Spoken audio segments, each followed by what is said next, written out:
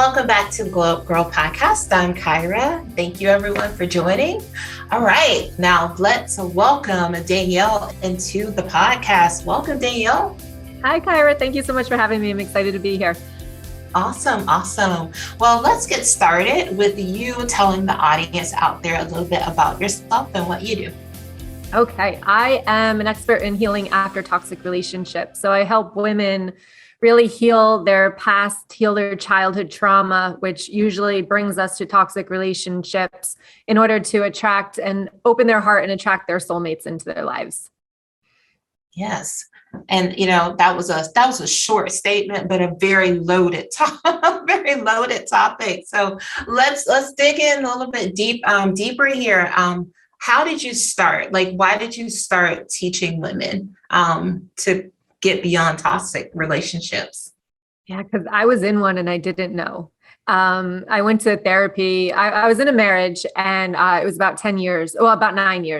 And I didn't know that I was in a toxic marriage, even though I went to therapy. I explained my situation. Nobody ever mentioned the words narcissism or toxic or codependent or anything like that. But when I finally got divorced, I started, I went down a bad road for sure. I totally got involved with another narcissist, which I'm sure we'll talk about. But and then one day I was just so devastated. My son came in and I was crying and he's like, "It's okay, mommy, I'll take care of you."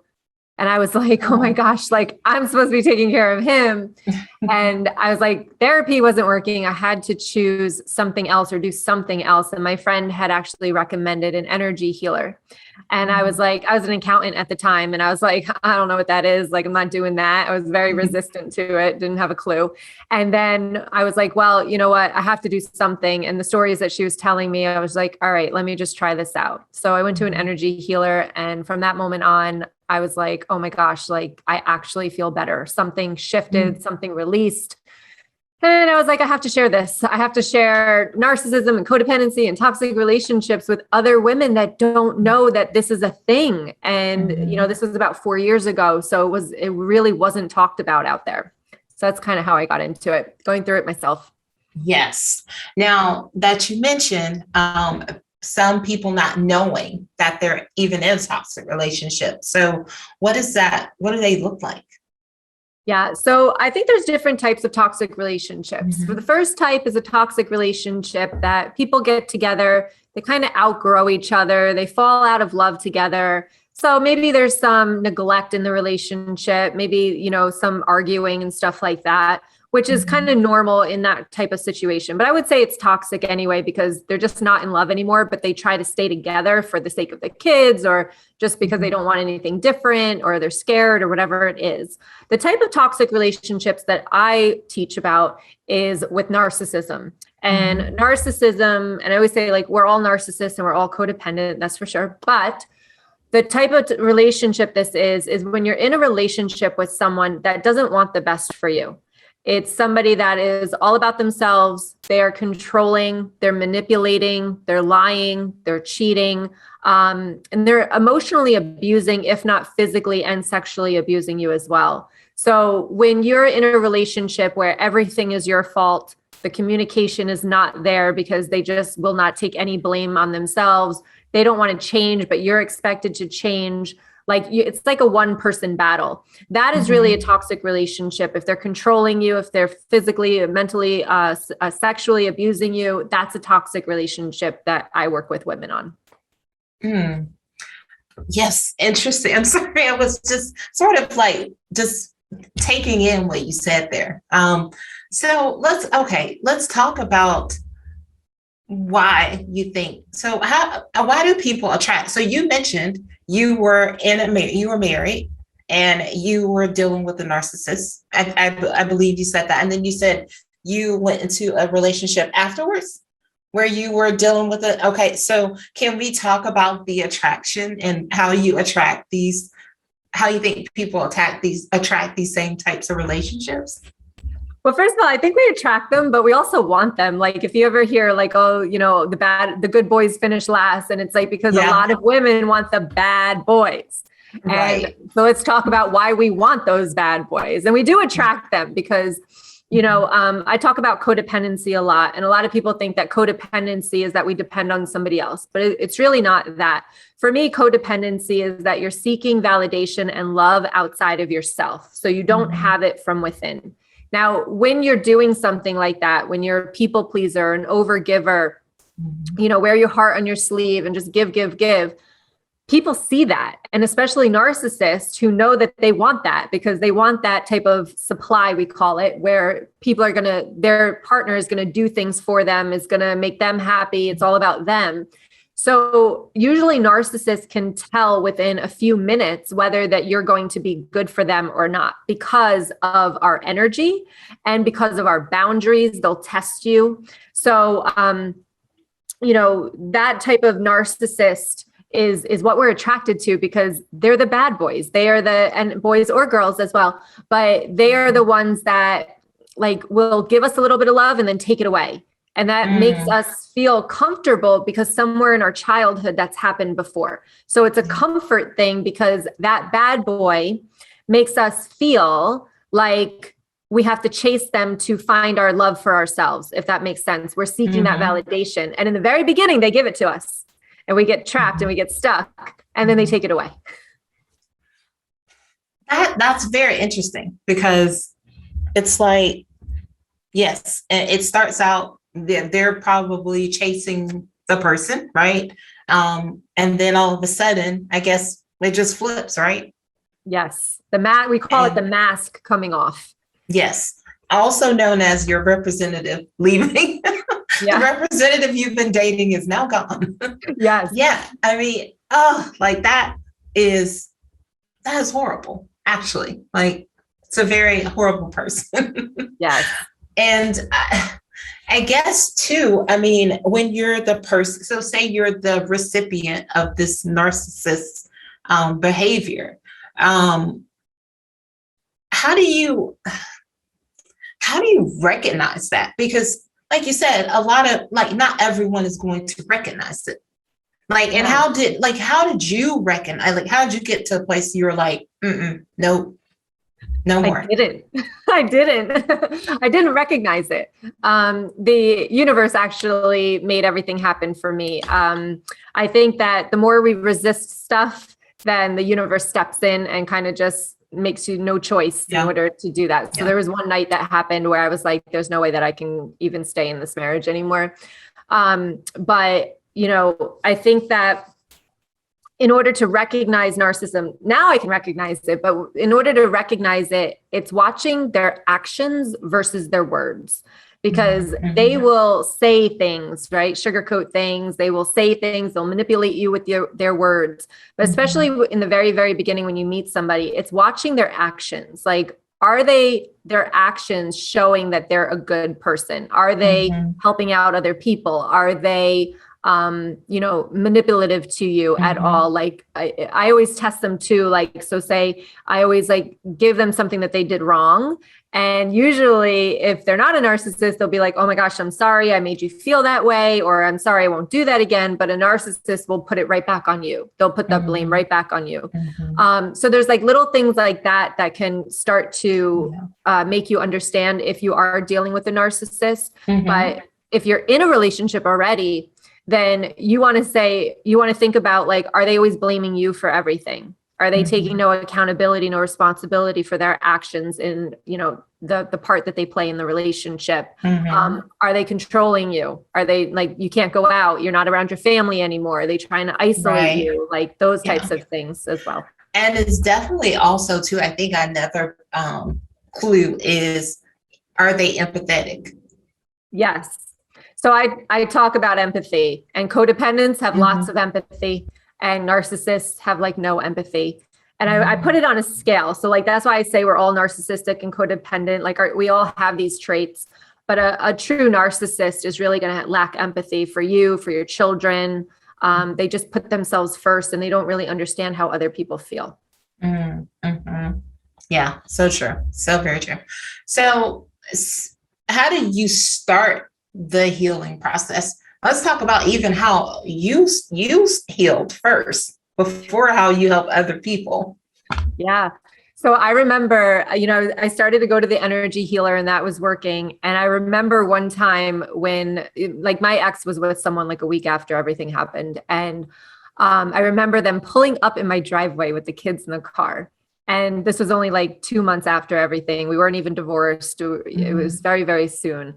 And I got triggered. I was so mad. I was like so angry. And I was doing this work. And what I've learned is that awareness is number one. So I had to be aware of the trigger. So I got aware that I was like, holy crap, I'm pissed off. Like, why am I so mad that this girl is in the car with my kids? I mean, I have every right to be probably, right? But on the inner side, I'm like, why? And it actually went back to my father, who left, and I didn't see him for 9 years growing up. So I was like, wow, I was like, I just feel like everyone leaves me. And like, even though I was the one that said, like, let's end the marriage, but he left to me, like it was abandonment issues that were coming up. So, in order to start is you got to be aware. You got to be aware that you're in this situation. You got to be aware of why you stay in this situation. And that goes to like what I call triggers, which is stuff from the past that hasn't been dealt with. Right. Yeah, that's a very, I love that, because I love that you're able to get to, like you said, you're able to get to the trigger, and usually the triggers are things that have affected us as children that we haven't dealt with, or that even if we've dealt with it, I mean, those things still, like, it doesn't matter like how much therapy you have, how many people you talk to. I mean, there's still going to be things that trigger you from your childhood that you're going to remember. And it's how you deal with them today. Like you said, you're aware of that as a trigger. And then you're able to like not react in a certain way, but to like, okay, yep, I got this. Yeah. And the main part of that is stepping outside of your emotion. Because when you're in that emotion, when I was pissed off that day, like I was in it, so I couldn't see it. But when I took a minute and was like, wow, I'm really mad right now. Let me step outside of this emotion and look at it. And that's like, I guess that would really be the number one, the awareness of it again, but like stepping outside of the emotion instead of being in the emotion. Now, are those obviously the ways that we can start to heal ourselves? Yeah. And are there other, I mean, I know it's a journey. It's an ongoing, right? It doesn't happen overnight, but, when you get to that place of, having that awareness, right? Stepping outside of the emotion, what other ways helps to start promoting that healing in our journey? So I talk a lot about energy work. I wrote a book on it. It's called It's Not You, It's Your Energy. And the reason I did that is because I never knew that our energy holds our thoughts, feelings, and emotions. And you mentioned therapy, and a lot of us go to therapy. I was 2 years in therapy. I just felt like I kept rehashing the same thing over and over again, and nothing was really getting fixed. And it wasn't until I worked with energy, because it holds our thoughts, feelings, and emotions. So everything that we went through in childhood, and you could have had the best childhood, but if you didn't get the love that you needed from a parent in the way that you needed it, and that's really, really important, in the way that you needed it. So they might have showed it in some way that they thought they were showing it, but it wasn't something you received, right? Right. So when that happens, there's energy that gets stuck in your energy field around those traumatic events. Okay. And trauma is just a disturbing experience. So as a child, everything disturbs us. So like we have a lot of quote unquote trauma from childhood, and those things will stay with us. I mean, I work with women in their 50s and their 60s, and things from childhood is still haunting them till this day. So until you release the energy around those events, that's when you really start to heal. Because I always say we have to get our mind and our energy on the same page, because we need to make sure we have the right belief system. And we also have to make sure our energy matches it. And with the women I work with, this is a lot where women know that they're worthy of a good relationship. They're worthy of that healthy and that love that they want and they dream of.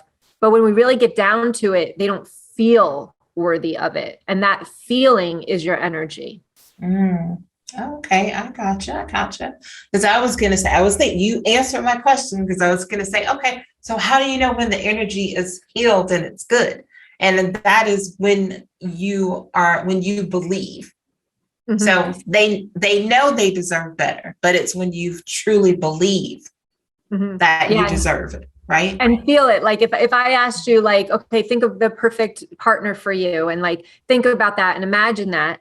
And then if I ask you, do you feel worthy of that? Do you feel it? You might believe it, but do you feel it like in your heart that you're worthy of that? And you'll be like, no, nobody like that would want me. Like that's like a thought that would come up with that, right?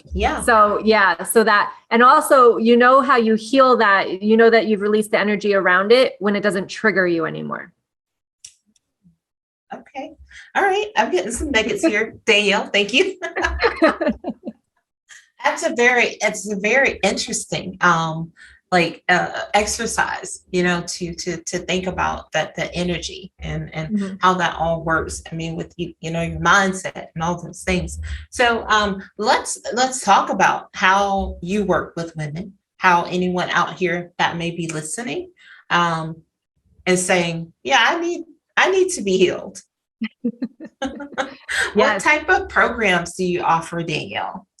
So my main program is called my From Pain to Power Academy, which is what I bring women through in order to heal their childhood trauma, to open their heart, to trust themselves, to love again as well. Because that's one of the main things is after toxic relationships, we're so scared to get into another one. So we kind of shut ourselves down. And a lot of women have closed hearts. This was me as well, that are out there searching for love, but their hearts are really closed. So this is why they're not finding the one, because the universe knows that their heart's closed. So we have to open that heart and learn to trust ourselves more than trust other people, because we always think that trusting the other person is the answer, but it's actually trusting yourself, knowing your boundaries, getting out of a relationship before it gets to the toxic part, doing the hard things like getting out of a relationship, even though like you might not want to, but making those hard decisions for yourself.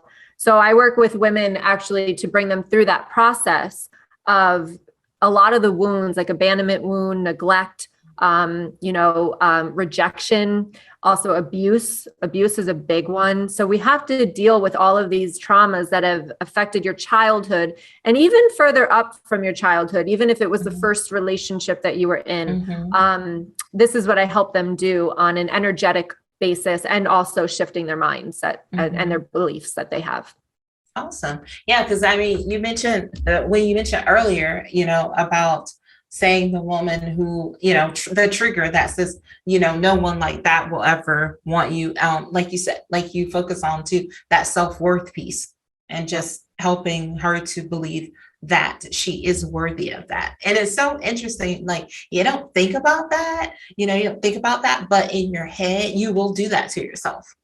Oh, yeah. You will do that to yourself like second nature. Yeah. Oh, yeah. Well, no, I mean, I'm just lucky to have, or such and such, so it's so interesting. So crazy. Now, Danielle, is Danielle's heart healed and open? It is actually. Yes. I actually am in a healthy relationship now. So this is really good. Fantastic. Yeah. We love to hear that. All right. Well, awesome. Well, you mentioned your book earlier. So do you want to talk a little bit about the book, your book, and just tell people where they can find it? Sure. Yes. So my book is all about energy. It talks a little bit about toxic relationships, but it's more about focused on your energy, because I feel like that's my purpose in this world, is to just open people's eyes to the power of our own energy, because nobody talks about it. It's called It's Not You, It's Your Energy. It's on Amazon, and it's how your energy causes chaos in your life, because it really does. And there's two different ways. So we talked about the healing aspect of your energy, but the other part is that we're all made of energy, and we actually take on other people's energy. So especially if you're in a toxic relationship or deal with toxic people all the time, you might be taking on their negativity, their thoughts, their feelings, their emotions, and you might not feel like yourself. So therefore, I wrote this book to understand more about that, how to clear your energy, how to protect your energy, and also how to know if you even have somebody else's energy on you. Because again, you want to be working with, like, the first thing I do with clients is clear their energy, because I want to be working with their thoughts, feelings, and emotions, not somebody else's. So the book explains that, and then it goes into the healing purposes of energy as well, and how to know, like, from traumatic events in your childhood, like the chakras, which are energy centers in your body, like which ones of those are going to be affected by things that you've been through in the past and stuff like that. So it's an introduction to energy, but even if you know about energy, I'm sure you will learn a lot in there as well. Yes, that's yes. Because what you said is people carrying other people's energy. And I always say that. I'm like, nope, don't want to be taken on. You are not going to put that on me. Yes. And I think that's so true, because if you're around toxic people, whether in your workplace, at your home, I mean, you're eventually it's just going to rub off on you, and you're going to act the same way. Yes. And it's like, so that, I think, guys out there, everyone listening, you get that book.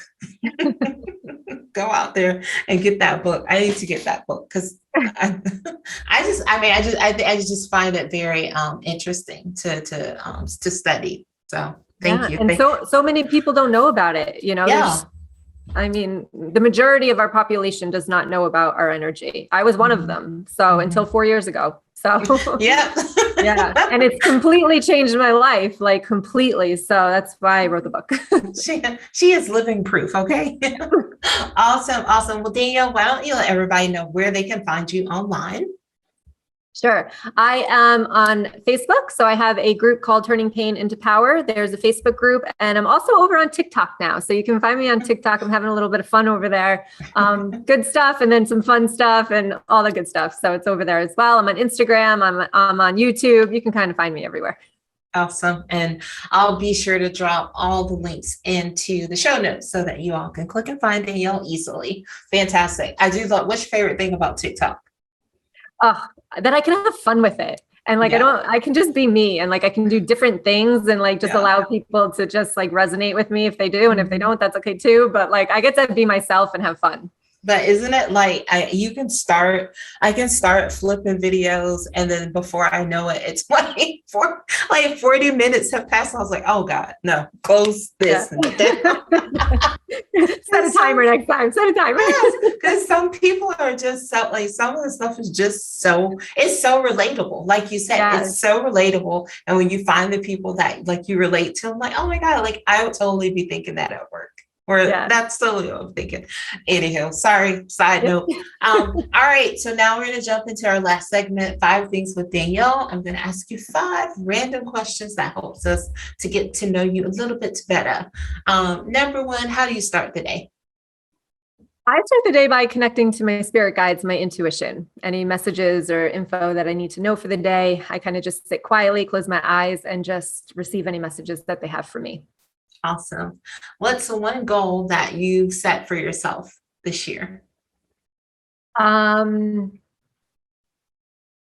be honest, it was to heal my sexuality. So I definitely did that, which was great. But yeah, I create a vision board every year. And I think that was the biggest thing, because I have suffered from sexual abuse in the past, and I wanted to really heal that part of me. Okay. Awesome. And because that was, when you said that, I was like, you gotta elaborate. Can't. Okay. So a third, what's one thing you like to do when you have a day off? Be in nature. Nice. By the water specifically. I love the water. So yeah. What's one thing you do for self-care? Let's see. I definitely do a lot of energy work on myself. And then I will also take baths, detox baths specifically, in order to really just let go of anything that's toxins in there. Yes. And lastly, how do you end the day? Cuddling with my children. Oh, love it. That's so sweet. Awesome. Well, Danielle, thank you so much for joining us and taking the time out of your day. This was great. All this talk about energy. I need to read up. I need to get your book. I need to learn more, so that I can make sure that I'm not carrying anybody's negative energy over to me. Absolutely. Kyra, thank you so much for having me. It's been a pleasure. I appreciate you.